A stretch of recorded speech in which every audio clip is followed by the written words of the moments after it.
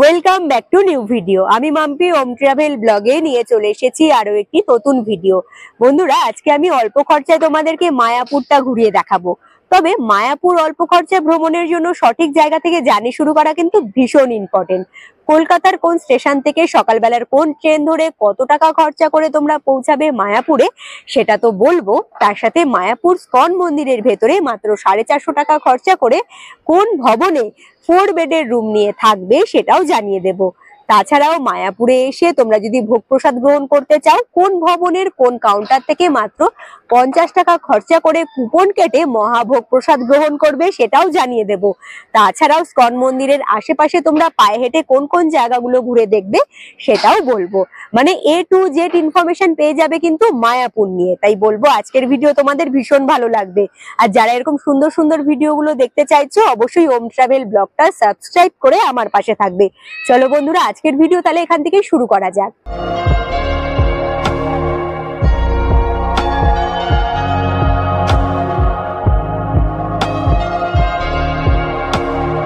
মায়াপুর ভ্রমণের জন্য আজকে আমি আমার জার্নি শুরু করছি হাওড়া স্টেশনের একদম 2 নম্বর প্ল্যাটফর্ম থেকে দাঁড়িয়ে।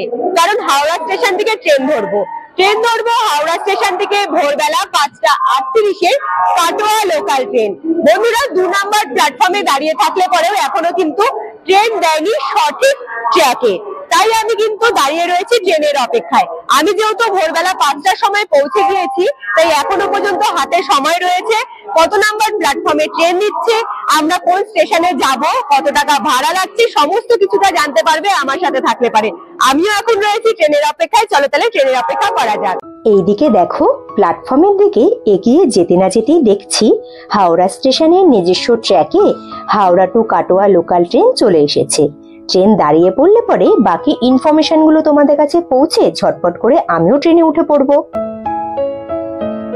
হাওড়া কাটোয়া লোকাল ট্রেন দিয়ে দিয়েছে 4 নম্বর প্ল্যাটফর্মে। বন্ধুরা, নিজস্ব ট্র্যাকে দাঁড়িয়ে রয়েছে ট্রেন ছাড়া টাইমও হয়ে গিয়েছে। তবে বন্ধুরা, আজকে কিন্তু প্রথমে আমার জার্নি হবে হাওড়া স্টেশন থেকে নবদ্বীপ ধাম স্টেশন পর্যন্ত। ভাড়া লেগেছে মাথা পিছু 25 টাকা করে। ট্রেন দাঁড়িয়ে রয়েছে, সময় নষ্ট না করে ট্রেনে উঠে পড়বো। চলে এসো। ট্রেনে ওঠার পরেই সঠিক টাইমে হাওড়া স্টেশন থেকে ট্রেন ছেড়ে রওনা দিয়ে দিয়েছে নিজস্ব গন্তব্যস্থলে পৌঁছানোর জন্য। তবে আজকে আমার জার্নি হবে হাওড়া স্টেশন থেকে নবদ্বীপ ধাম স্টেশন পর্যন্ত। হাওড়া স্টেশন থেকে নবদ্বীপ ধাম স্টেশন পৌঁছাতে আজকে আমাকে 105 কিলোমিটার রাস্তা অতিক্রম করতে হবে। তার মধ্যে বেশ কয়েকটি স্টেশন পড়বে যেগুলোতে ট্রেন দাঁড়াবে, কারণ লোকাল ট্রেন যেহেতু আমি ধরেছি। সকালবেলা এই ঠান্ডার দিনে ট্রেন ধরতে অনেকেরই সমস্যা হতে পারে। তবে তারা কিন্তু সকাল 8টার সময় এবং সকাল 10টার সময় হাওড়া থেকে কাটোয়াগামী লোকাল ট্রেন ধরতে পারো নবদ্বীপ ধাম স্টেশনে পৌঁছানোর জন্য। তবে যারা একদিনে মায়াপুর ভ্রমণ করতে চাইছো তারা কিন্তু সকালবেলার এই ট্রেনটি ধরতে পারো। সকাল 7টা 47-এ টাইমিং ছিল ট্রেন আসার নবদ্বীপ ধাম স্টেশনে। সেখানে ট্রেন এসে পৌঁছেছে সকাল 8টার সময়। ট্রেন থেকে নেমেছি আমি 3 নাম্বার প্ল্যাটফর্মে। এইবারে 3 নাম্বার প্ল্যাটফর্ম থেকে চলমান সিঁড়ি ব্যবহার করে আমি যাব 1 নাম্বার প্ল্যাটফর্মের দিকে। 1 নাম্বার প্ল্যাটফর্মের দিকে আমি যে বাইরে বেরোবো, এই যে সামনের দিকে রয়েছে চলমান সিঁড়ি, এটাই কিন্তু ব্যবহার করব। চলো তাহলে 1 নাম্বার প্ল্যাটফর্মের দিকে এগিয়ে যাওয়া যাক। আজ আমি ট্রেন থেকে 3 নাম্বার প্ল্যাটফর্মে নেমেছি বলে যেদিন তোমরা জার্নি করবে সেই দিনও যে ট্রেন এসে 3 নাম্বার প্ল্যাটফর্মে দাঁড়াবে এর কোনো মানে নেই। ট্রেন যে কোনো প্ল্যাটফর্মে এসে দাঁড়াক না কেন তোমাদের আসতে হবে 1 নাম্বার প্ল্যাটফর্মের কাছে, যেখান থেকে খুব সহজেই তোমরা স্টেশনের মেন গেটের কাছে পৌঁছাতে পারবে। নবদ্বীপ ধাম স্টেশন চত্বরের এখন আমি মেন গেটের সামনে দাঁড়িয়ে রয়েছি। আমার ব্যাক সাইডে তোমরা দেখতে পাচ্ছ পুরো স্টেশন চত্বর। স্টেশন চত্বর থেকে বাইরের দিকে বেরোলে পরে রোড পেরোলে ওই পারে কিন্তু তোমরা দেখতে পারবে টোটো স্ট্যান্ড। আমি তোমাদের দেখিয়ে দিচ্ছি। বড় একটি গাছ রয়েছে, গাছের নিচে কিন্তু লম্বা করে কিন্তু দাঁড়িয়ে রয়েছে টোটো গুলো। এইখান থেকেই একটি টোটো ধরে আমি কিন্তু চলে যাব সবার প্রথমে বড়াল ঘাটে। তবে স্টেশন চত্বরের সামনে থেকে টোটো ধরে বড়াল ঘাটে যেতে কত টাকা করে লাগছে সেটা টোটো স্ট্যান্ডে গিয়ে জানিয়ে দিচ্ছি।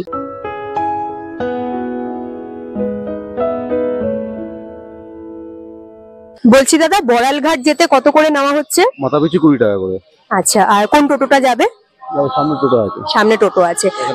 এখান থেকে টোটো পেয়ে যাবেন। আচ্ছা, তো চলো এবারে আমি টোটো ঠিক করে নিয়েছি, আর মাথা পিছু 20 টাকা করে ভাড়া নেওয়া হচ্ছে, সেটা তো তোমাদের জানিয়ে দিলাম। টোটো দাঁড়িয়ে রয়েছে সামনের দিকে, টোটোতে উঠে পড়বো। মায়াপুর পৌঁছানোর জন্য এইবার আমার জার্নি হবে স্টেশন চত্বরের বাইরে থেকে টোটো ধরে বড়াল ঘাট পর্যন্ত। বন্ধুরা, তোমাদের যদি কারো মনে না থাকে, তোমরা টোটোওয়ালা দাদাদের বলবে আমরা মায়াপুর যাব, নবদ্বীপ ফেরিঘাটের কাছে নামিয়ে দেবেন। দাদারা সঠিক জায়গায় তোমাদের কিন্তু নামিয়ে দেবে, কোনো চিন্তার বিষয় নেই।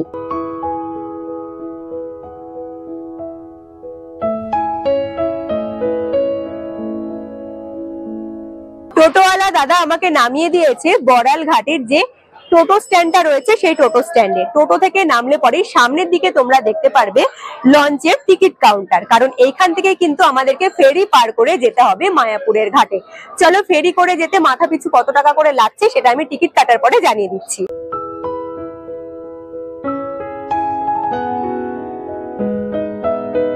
দুটো, হ্যাঁ, টিকিট কেটে নিয়েছি। জনপ্রতি আমাদের কিন্তু ভাড়া লাগলো 10 টাকা করে। চলো এবারে এগিয়ে যাওয়া যাক ফেরিঘাটের দিকে। টিকিট কাউন্টারের পাশ দিয়ে এগিয়ে যেতে হবে ফেরিঘাটের কাছে।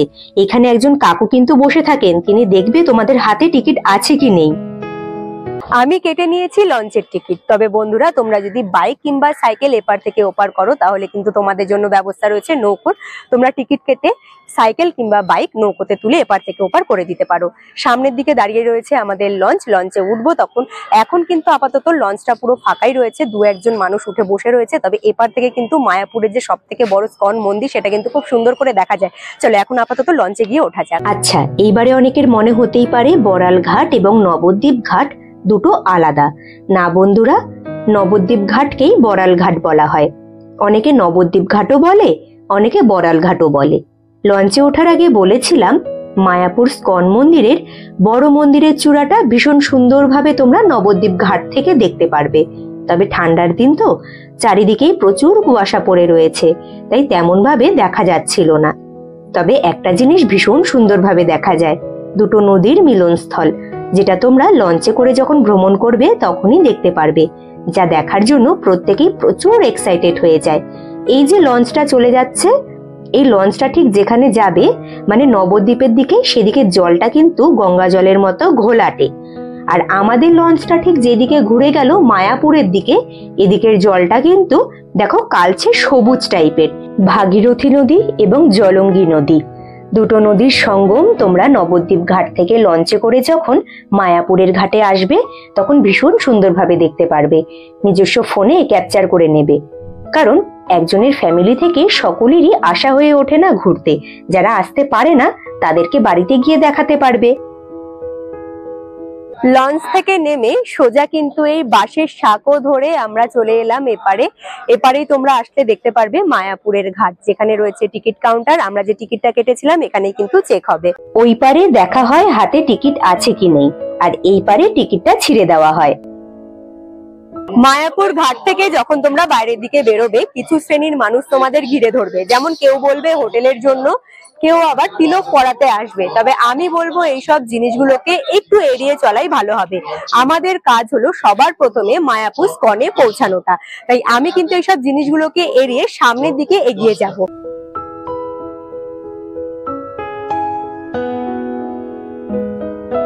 মন্দির প্রাঙ্গণে যাওয়ার মেন রাস্তায় আসলে পরে তোমরা দেখতে পারবে টোটো স্ট্যান্ড। টোটো স্ট্যান্ড থেকে তোমরা টোটো ধরে মাথা পিছু 10 টাকা ভাড়া দিয়ে চলে যেতে পারো কিন্তু স্কন মন্দিরের সামনে। তবে বন্ধুরা, আমি কিন্তু পায়ে হেঁটেই যাব, কারণ এইখান থেকে কিন্তু 500 থেকে 600 মিটার রাস্তা। যারা পায়ে হেঁটে যেতে পারবে তারা পায়ে হেঁটেই চলে যাবে, আর যদি সাথে বাচ্চা কিংবা বাড়ির বয়স্ক মানুষজন থাকে সেই ক্ষেত্রে বলবো টোটো ধরে নেওয়াটাই ভালো হবে। তবে আমি পায়ে হেঁটেই রওনা দেবো এবারে স্কন মন্দিরের দিকে।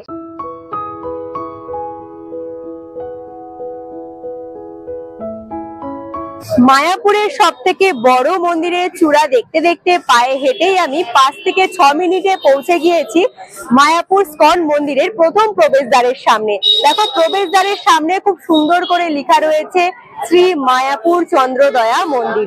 চলো প্রবেশদ্বার দিয়ে মন্দির প্রাঙ্গণে প্রবেশ তো করবো। তার আগে বন্ধুরা আমি বলছি, তোমরা যখন লঞ্চ ঘাট থেকে সামনের দিকে একটু এগিয়ে আসবে, কিছু দূর 2-4 পা এগিয়ে আসলে পরে তোমরা কিন্তু মাথা পিছু 5 টাকা দিয়েও টোটো ধরে চলে আসতে পারো, এটাও জানিয়ে দিলাম। চলো এবারে তাহলে মন্দির প্রাঙ্গণে প্রবেশ করা যাক।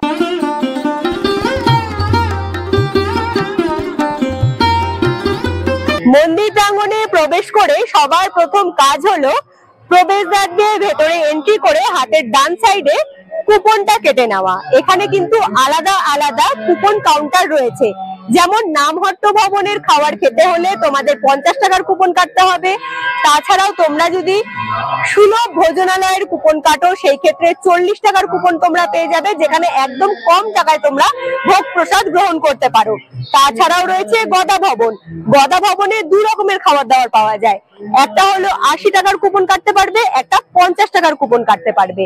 আর একটা রয়েছে গীতা ভবন। গীতা ভবন এই মুহূর্তে বন্ধ থাকার জন্য তোমরা কিন্তু কুপনটা কাটতে পারবে না, কারণ কিছু কাজ চলছে। তবে গীতা ভবনে যদি কুপন কাটো তোমাদের কিন্তু লাগবে 60 টাকা করে। বন্ধুরা 3 বছরের ঊর্ধ্বে যেসব বাচ্চাদের বয়স থাকবে তাদের কিন্তু হাফ টাকা করে নেওয়া হয়, এটা তোমাদের জানিয়ে দিলাম। তাছাড়াও কিন্তু কুপনের যে কাউন্টার গুলো রয়েছে তার ঠিক ব্যাক সাইডে মানে অপর দিকেই রয়েছে কিন্তু ভজন কুঠির। এইখানে অখণ্ড সংকীর্তন হয়, যেটা নন স্টপ দিনের সারা দিন কিন্তু এখানে ঠাকুরের হরিনাম গুলো জপ হয়, যেটা শুনতে ভীষণ ভালো লাগে।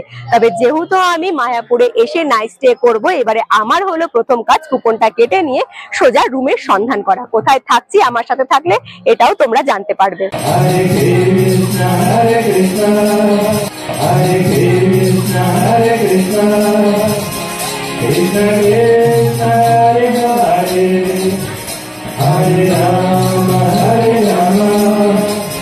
রাম রাম হরে হরে হরে কৃষ্ণ রাম রাম। গদা ভবনের ঠিক সামনে দিয়ে আমি সোজা চলে এসেছি চৈতন্য ভবনের সামনে। বন্ধুরা মায়াপুর ভ্রমণে এসে আমি রাত্রিবাসের জন্য বেছে নিয়েছি চৈতন্য ভবন। চৈতন্য ভবনের সামনে যেহেতু দাঁড়িয়ে রয়েছি তাই বাইরের দিকের ভিউটা আগে তোমাদেরকে দেখিয়ে দিই। তাছাড়াও তোমরা চিনবে কি করে, গদা ভবনের ঠিক পাশ দিয়ে আসলে পরে তো চিনতে পারবে। তাছাড়াও কিন্তু পুরো এই এরিয়ার মধ্যে তোমরা অ্যারো সাইন দিয়ে লেখা দেখতে পারবে যে চৈতন্য ভবন লেখা রয়েছে, চিনতে কোনো রকম সমস্যা হবে না। বাইরের দিকের ভিউটা আমি তোমাদেরকে আগে দেখিয়ে দিই, তারপরে ভেতরে গিয়ে আমি যে রুমটা নিয়েছি সেই রুমের ভিউটা অবশ্যই তোমাদেরকে দেখিয়ে দেবো। বাইরের দিকের ভিউটা দেখো ভীষণই সুন্দর, তবে আমাদেরকে সিঁড়ি ধরে যেতে হবে কিন্তু ফার্স্ট ফ্লোরে। চলো তাহলে এগিয়ে যাওয়া যাক।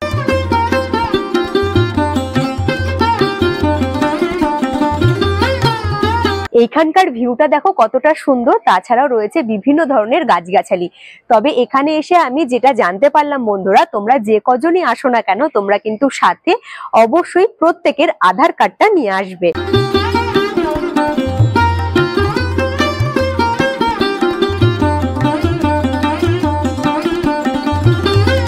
মায়াপুর ভ্রমণে এসে আমি রাত্রিবাসের জন্য বেছে নিয়েছি চৈতন্য ভবন। চৈতন্য ভবনেই আজকে আমি কিন্তু স্টে করব। রুমটা নিয়েছি, রুমটা কেমন আগে তোমাদেরকে এটা দেখিয়ে দিই, তারপরে বাকি ডিটেলস গুলো দিয়ে দেবো। একটি রুমের মধ্যে দেখো এই সাইডেও রয়েছে বেডের ব্যবস্থা, আবার ওই সাইডেও বেডের ব্যবস্থা রয়েছে। একটি বেডে রয়েছে 2টো করে বালিশের ব্যবস্থা। এই সাইডে জানলা রয়েছে, এই দিকেও জানলা, মানে একটা রুমের মধ্যে 3খানা জানলার ব্যবস্থা রয়েছে। আর এই দিকের বেডটা দেখো, এখানেও বেড রয়েছে, 2টো বালিশ রয়েছে। তার সাথে বন্ধুরা দেখো নিচের দিকে কিন্তু আরো একটি বেডের সিস্টেম রয়েছে। ওই বেডটা টেনে আনলে পরে তোমরা কিন্তু শুতে পারবে, মানে একটা রুমে 4 জন কিন্তু তোমরা থাকতে পারবে, তার ব্যবস্থা রয়েছে। দেখো এই হলো বেডের ব্যবস্থা, তো এটা দেখিয়ে দিলাম। তাছাড়াও ব্ল্যাঙ্কেট রয়েছে, দেখো 4 জন যেহেতু থাকতে পারবে তাই কিন্তু 4টে ব্ল্যাঙ্কেট রয়েছে। এই হলো ব্ল্যাঙ্কেট। এখানে একটা র্যাক রয়েছে, র্যাকে তোমরা জিনিসপত্র রাখতে পারো। তার থেকে বড় কথা এখানে দেখো বালতি, মগ, জলের জগ, ডাস্টবিন সমস্ত কিছু রয়েছে। রয়েছে পাপোশের ব্যবস্থা, রয়েছে আয়না, তার সাথে রাধা কৃষ্ণের খুব সুন্দর একটা ফটো ফ্রেম রয়েছে। রয়েছে জামা কাপড় ঝোলানোর জন্য র্যাক। এই সাইডে রয়েছে কিন্তু সুইচ বোর্ড, রয়েছে 2টো আলোর ব্যবস্থা, রয়েছে পাখার ব্যবস্থা। রুমটা কিন্তু বেশ সুন্দর। তবে বন্ধুরা এটাই ভাবছো যে এই রুমটা যে আমি নিলাম কত টাকা লাগলো। রুম কিন্তু ভাড়া পড়লো আমার 450 টাকা। এখানে প্রত্যেকটা রুমই কিন্তু 4 বেডরুম, মানে একটা রুমে 4 জন করে থাকতে পারবে। আমিও তাই 4 বেডের রুমই নিয়ে নিয়েছি। আর 450 টাকা লাগলো এটা তো বলে দিলাম। তবে বন্ধুরা এটা মাথায় রাখতে হবে, রুমটা কিন্তু বেশ সুন্দর, তবে তোমাদেরকে ব্যবহার করতে হবে কমন ওয়াশরুম। তবে কমন ওয়াশরুমের সুব্যবস্থা ঠিক কেমন সেটাও কিন্তু আমার ভিডিওতে তোমরা দেখতে পারবে। তাছাড়াও বন্ধুরা তোমরা যারা এসি রুম নিতে চাইছো তাদের ক্ষেত্রে বলছি, তারা কিন্তু অ্যাটাচ বাথরুম পেয়ে যাবে। সেই ক্ষেত্রে একটা রুমে 4 জন থাকতে পারবে, ভাড়া লাগবে কিন্তু 1800 টাকা। আমি আমার ভিডিওর স্ক্রিনে কিন্তু একটি হোয়াটসঅ্যাপ নাম্বার দিয়ে দেব চৈতন্য ভবনের। তোমরা কবে আসতে চাইছো, তোমরা কতজন আসবে, সমস্ত কিছু কিন্তু হোয়াটসঅ্যাপ নাম্বারে যদি পাঠিয়ে দাও SMS করে, তাহলে কিন্তু তোমরা এখান থেকে রিপ্লাই পেয়ে যাবে যে রুম খালি আছে কি নেই। মানে এটা বুকিং করার প্রসেসটা বলে দিলাম। তাছাড়াও যদি তোমরা স্পটে এসে রুম বুক করো, সেই ক্ষেত্রে কি রুম খালি থাকলেই পাবে, না হলে পাবে না। আমি আজকে যে এসছি, আজকে স্পটে এসে রুম বুক করেছি, রুম খালি ছিল বলে পেয়ে গিয়েছি। আর তোমরা যারা এই রুম দেখে পছন্দ হলো থাকতে চাইছো, আগে থেকে অবশ্যই কিন্তু তোমরা যোগাযোগ করে নিতে পারো। যাই হোক বন্ধুরা, রুমটা তোমাদের কেমন লাগলো তোমরা জানিও। আমার তো বেশ ভালো লেগেছে। আর এইবার একটু ফ্রেশ হব, ফ্রেশ হয়ে সোজা চলে যাব খাবার দাবার খেতে। আমি নামহট্ট ভবনের কুপন কেটেছি 50 টাকা দিয়ে, রেডি হয়ে সোজা বেরোবো খাবার দাবার খেতে। ফ্রেশ হয়ে রেডি হয়ে সোজা আমি রুম থেকে চলে এসেছি 4 নাম্বার গেটের কাছে, কারণ 4 নাম্বার গেটের পাশেই রয়েছে নামহট্ট ভবন। নামহট্ট ভবনে খাওয়ার জন্যই আমি কিন্তু কুপন কেটেছিলাম 50 টাকা দিয়ে। তাছাড়াও বন্ধুরা, স্কনের ভেতরে যতগুলো ভবন রয়েছে, যেমন গীতা ভবন, নামহট্ট ভবন, তাছাড়াও গদা ভবন, প্রত্যেকটা ভবনে তোমরা যেরকম কুপন কেটে ভোগ প্রসাদ গ্রহণ করতে পারবে, তাছাড়াও রয়েছে কিন্তু এই ভবনগুলোতে থাকার সুব্যবস্থা। দেখো, নামহট্ট ভবনের ঠিক অপোজিট সাইডেই রয়েছে গৌর নিতাই ধর্মশালা। এখানেও তোমরা একদম কম টাকা খরচা করে কিন্তু রুম নিয়ে থাকতে পারো। চলো, ভেতরে প্রচুর মানুষের ভিড় রয়েছে, আমিও গিয়ে লাইনে দাঁড়িয়ে পড়বো। এইখানে যতগুলো ভবন রয়েছে, প্রত্যেকটা ভবনেই প্রচুর মানুষ রোজ কিন্তু কুপন কেটে ভোগ প্রসাদ গ্রহণ করেন। হল ঘরে যাওয়ার আগেই এখানে দেখো খুব সুন্দর হাত ধোয়ার ব্যবস্থা রয়েছে। হাত ধুয়ে যখন ভেতরে এন্ট্রি করলাম, এখানে কিন্তু দুখানা আমি প্লেট নিয়ে নিয়েছিলাম। আসলে সৌরভের কাছে এক হাতে ক্যামেরা ছিল আর এক হাতে ছিল রিশু, তাই ওর পক্ষে খাবারটা নেওয়া সম্ভব ছিল না, তাই আমি দুজনের খাবারটাই আমার কাছে নিয়েছিলাম। আর এখানে দেখো সমস্ত কিছু খাবার দাবার দিয়ে দিয়েছে। এক জায়গায় বসে তারপরে তোমাদের জানিয়ে দেব খাবারে কি কি ছিল। আচ্ছা, বাটিতে কিন্তু পায়েস দেওয়া হয়। সৌরভ যেহেতু দুধের কোনো জিনিস খেতে পছন্দ করে না, তাই আমি পায়েসটা ওর জন্য নিইনি, শুধুমাত্র রিশুর জন্য নিয়েছিলাম। একই জায়গায় বসে কত মানুষজন ভোগ প্রসাদ গ্রহণ করছেন। আসলে ভোগ প্রসাদ তো ঠাকুরের, তাই সকলেরই ভালো লাগবে। খাবারে ছিল ডাল, ভাত, পনিরের তরকারি, বাটি ভরা পায়েস, তার সাথে সব রকমের সবজি দিয়ে আরো একটি মিশানো তরকারি। বন্ধুরা, আমি যে নামহট্ট ভবন থেকে ভোগ প্রসাদ গ্রহণ করেছি, তাই বলে যে তোমরাও এখানে ভোগ প্রসাদ গ্রহণ করবে এর কোনো মানে নেই। আরো তো ভবনগুলো রয়েছে। কত টাকার কুপন কাটলে পরে তোমরা কি কি খাবার দাবার পাবে, সেই লিস্টটা দেখে তোমরা কুপন কেটে নিতে পারো। বয়স্কদের জন্য টেবিল চেয়ার রয়েছে ওপরে বসে খাওয়ার জন্য। দুপুরের খাবার দাবার শেষে এখন আমি চলে এসেছি মায়াপুর স্কন মন্দির চত্বরের ভেতরেই থাকা আরো একটি মন্দির প্রাঙ্গণের সামনে। এখন আমি দাঁড়িয়ে রয়েছি শ্রী পুষ্পপাদ সমাধি মন্দিরের সামনে। এখান থেকে দাঁড়িয়ে দেখো পুরো মন্দির চত্বরটা কিন্তু খুব সুন্দর করে দেখা যাচ্ছে। এই মন্দির চত্বরটাও কিন্তু অনেকটা জায়গা জুড়ে বিস্তৃত রয়েছে। পুরো মন্দির প্রাঙ্গণ তো তোমাদের ঘুরিয়ে দেখাবো, তবে বন্ধুরা তার আগে বলি, আমি যখন দুপুরের খাবার দাবার খেতে ভবনে ঢুকেছিলাম, সেই সময় কিন্তু ওয়েদারটা হালকা চেঞ্জ হয়ে গিয়েছিল। মায়াপুরে হালকা ঝিরিঝিরি বৃষ্টিও পড়লো, তবে এখন কিন্তু প্রচুর ঠান্ডা লাগছে। তাই বলবো, বাড়ির ছোট বাচ্চারা যদি সাথে থাকে, অবশ্যই মায়াপুর ভ্রমণে আসলে পরে মানে গরম জামা কাপড় কিন্তু অবশ্যই নিয়ে আসবে, কারণ কলকাতার তুলনায় মায়াপুরে কিন্তু বেশ ভালো ঠান্ডা পড়েছে।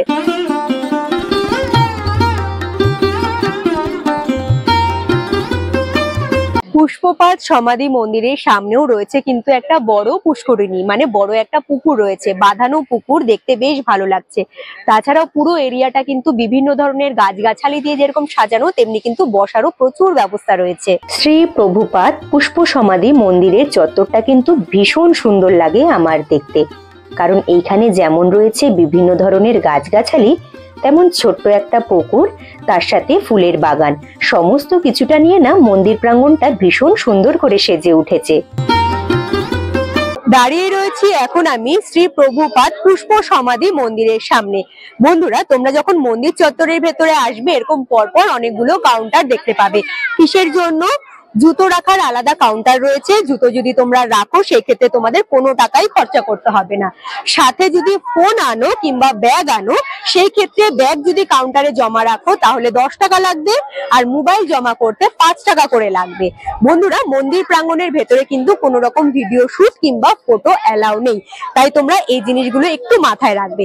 এই দেখো পুরো মন্দির প্রাঙ্গণ, মন্দির প্রাঙ্গণের ঠিক সামনেই কিন্তু এখানে রয়েছে একটি প্রসাদের কাউন্টার, অনেক বড় কাউন্টার। এখানে তোমরা কিন্তু ঠাকুরের ফটো থেকে শুরু করে প্রসাদ অনেক কিছুই পেয়ে যাবে, তোমরা কিন্তু কিনে নিতে পারো যদি বাড়ির লোকেদের জন্য নিয়ে যেতে চাও। মন্দির প্রাঙ্গণের ভেতরে তোমরা তো শুনতেই পেলে কোনো রকম ভিডিও শুট করা অ্যালাউ নেই বলে মন্দির প্রাঙ্গণের ভেতরে কি কি রয়েছে দেখাতে পারলাম না, তার জন্য তোমাদের কাছে সরি। তবে বাইরে থেকে যতটা সম্ভব পুরো মন্দির প্রাঙ্গণটাই আমি তোমাদের ঘুরিয়ে দেখিয়ে দেবো। একটু দেখিয়ে দিচ্ছি, এখানে দেখো পরপর অনেকগুলো ব্যারিকেড দেওয়া রয়েছে। এর ভেতর দিক দিয়ে কিন্তু লাইন দিয়ে সকলেই ফোন ব্যাগ জমা রেখে মন্দির প্রাঙ্গণের ভেতরে প্রবেশ করে। তো চলো আমিও এবারে ফোন ব্যাগ জমা রেখে তারপরে মন্দির প্রাঙ্গণের ভেতরে প্রবেশ করব।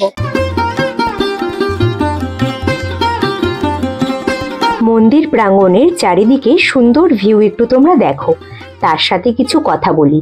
পুরো শীতকালটাই এখন মায়াপুরে কিন্তু প্রচুর মানুষজনের ভিড় হবে। বহু দূর দূরান্ত থেকে ভক্তরাও আসবে। আমাদের মধ্যে যেমন ভালো মানুষ রয়েছেন তেমন খারাপ কিছু মানুষেরও বাস আছে, তাই বলবো নিজেদের জিনিস এবং বাচ্চাদের খুব সাবধানে রাখবে। শ্রী প্রভুপাদ পুষ্প সমাধি মন্দির চত্বরের সামনেই দেখো এখানে রয়েছে খুব সুন্দর একটা গার্ডেন। যেহেতু ভেতরের দিকে ফোনটা নিয়ে যেতে পারিনি তাই আমি কিন্তু এইখান থেকে দাঁড়িয়ে দেখিয়ে দিচ্ছি। শীতকাল মানেই প্রচুর ফুলের সম্ভার, তাই বিভিন্ন ধরনের বিভিন্ন কালারের কিন্তু গাঁদা ফুল ফুটে রয়েছে মন্দির চত্বরের ভেতরে। তাছাড়াও বন্ধুরা তোমাদের আরো একটি কথা বলি, যেসব বন্ধুরা মাত্র একদিনে মায়াপুর ঘুরে বাড়ি ফিরে যেতে চাইছো তারা কিন্তু দুপুরের ভোগ প্রসাদ গ্রহণ করে পুষ্প সমাধি মন্দিরের ঠিক উল্টো দিকে রয়েছে বিশ্রাম স্থল। তোমরা চাইলে এখানে বিশ্রাম নিতে পারো, তারপরে টাইম হলে পরে লঞ্চ ধরে তারপরে ওই পারে গিয়ে তোমরা সঠিক টাইমে ট্রেনটা ধরে নিতে পারো। তাছাড়াও রয়েছে এই মন্দির প্রাঙ্গণের সামনে মানে পুষ্প সমাধি মন্দিরের ঠিক উল্টো দিকে রয়েছে বৈষ্ণব সমাধি ক্ষেত্র।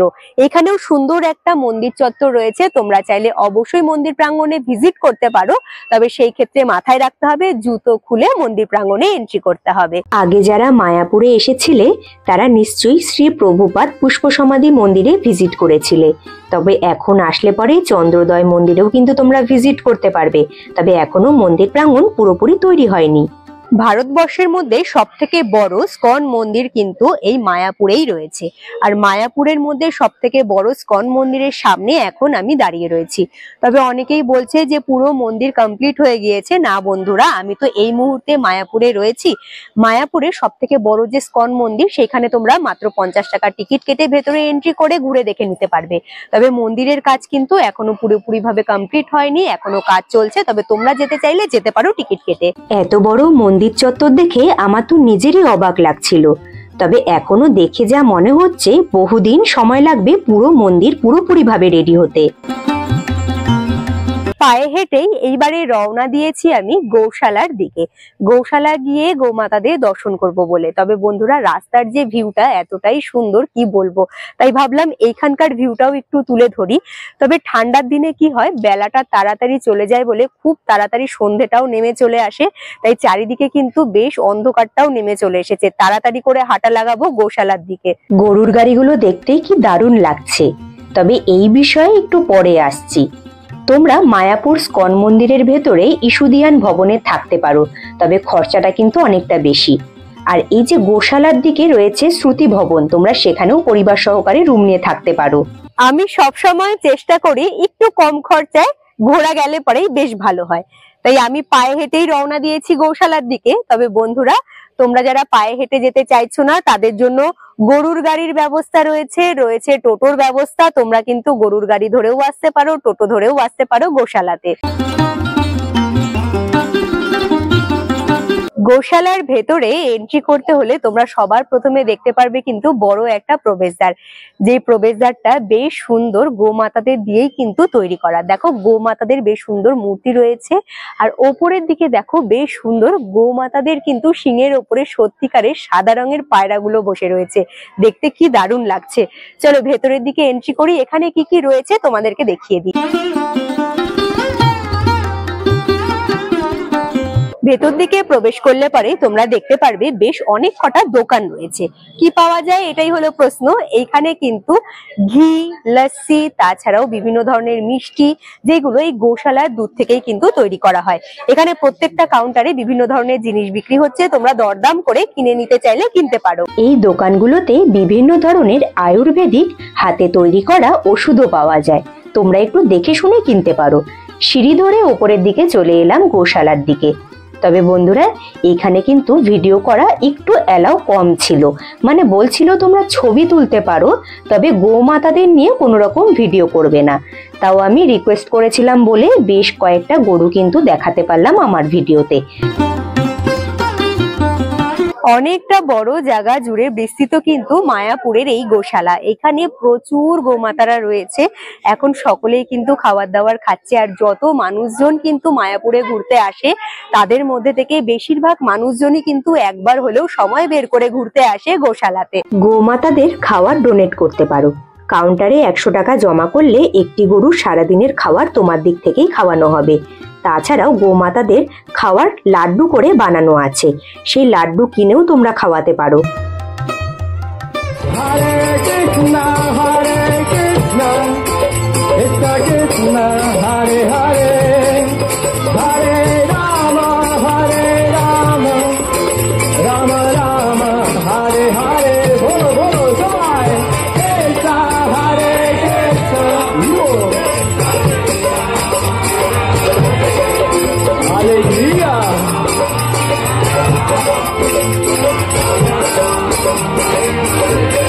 Hare Krishna, Hare Krishna. এইবারে আসি যে সন্ধ্যেবেলা ঠিক কিভাবে সেজে ওঠে পুরো মায়াপুরের স্কন চত্বর। চারিদিকে মানে প্রত্যেকটা মন্দিরে কিন্তু সন্ধ্যেবেলা সন্ধ্যে আরতি হয়, তার সাথে ঠাকুরের নাম গানগুলো হয়। তোমরা প্রত্যেকটা মন্দিরে ভিজিট করে প্রত্যেকটা মন্দিরে ঠাকুর দর্শন করে নাম গান শুনতে পারো, তোমাদেরও ভীষণ ভালো লাগবে। এইবারে আমি কিন্তু মন্দির চত্বর থেকে একটু বাইরের দিকে বেরিয়েছিলাম, মানে মেন রোডের দিকে, যেখানে কিন্তু লাইন দিয়ে রয়েছে বিশাল বড় মার্কেট। তোমরা চাইলে পুরো মার্কেটটা ঘুরে দেখে নিতে পারো। তাছাড়াও একটু খাবার দাবারের বিষয়ে আসি বন্ধুরা, এখানে ভেজ খাবারের দোকান কিন্তু প্রচুর রয়েছে। এবারে যেসব বন্ধুরা একটু নন ভেজ খাবার খেতে চাইছো তাদের বলছি, তারা একদম মন্দির চত্বর থেকে বাইরে বেরিয়ে, মানে মেন প্রবেশদ্বার দিয়ে বাইরের দিকে বেরিয়ে একদম লঞ্চ ঘাটের দিকে এগিয়ে গেলে পরে কিন্তু তোমরা মাঝামাঝিতে পেয়ে যাবে 2-4টে রেস্টুরেন্ট, যেখানে তোমরা নন ভেজ খাবারটাও পেয়ে যাবে। এইবারে আসি মন্দির চত্বরের ভেতরেও রয়েছে কিন্তু বিশাল বড় মার্কেট, যেখানে গোপী ড্রেস থেকে শুরু করে কাঠের মালা, ঠাকুরের কিছু জিনিসপত্র, বাচ্চাদের খেলনা, ড্রেস, বিভিন্ন ধরনের জিনিস কিন্তু বিক্রি হচ্ছে। তোমরা যদি কেউ কিনতে ইচ্ছুক হও, অবশ্যই দরদাম করে পুরো মার্কেট ঘুরে জিনিসগুলো কিনে নিতে পারো। তবে বন্ধুরা, আমি কিন্তু এখন চলে যাব সোজা আমি আমার যেখানে মানে রাতে স্টে করব সেখানে, মানে চৈতন্য ভবনে। তারপরে একটু ফ্রেশ হয়ে আমি বেরিয়ে পড়বো রাতের খাবার খেতে। রাতের খাবারও আমি কিন্তু নামহট্ট ভবন থেকেই গ্রহণ করব।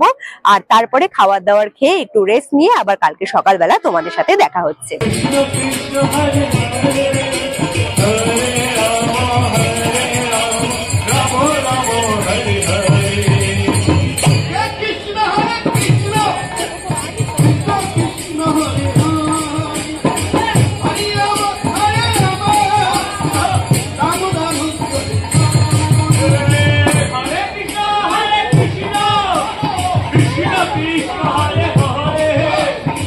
Hare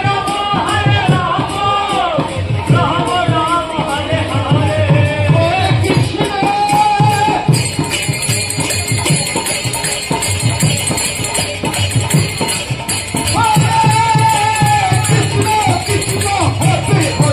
গুড মর্নিং বন্ধুরা, নেক্সট ডে সকাল সকাল একটু রেডি হয়ে আমি বেরিয়ে পড়েছি স্কন চত্বরটা ঘুরে দেখার জন্য।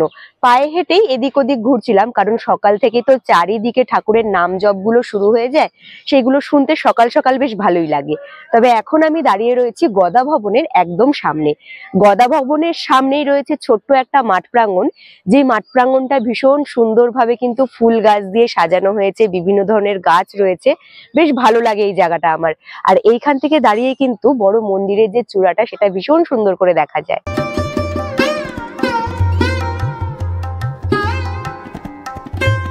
চলে এসেছি আমি এখন মায়াপুর স্কন চত্বরের 1 নাম্বার গেটে।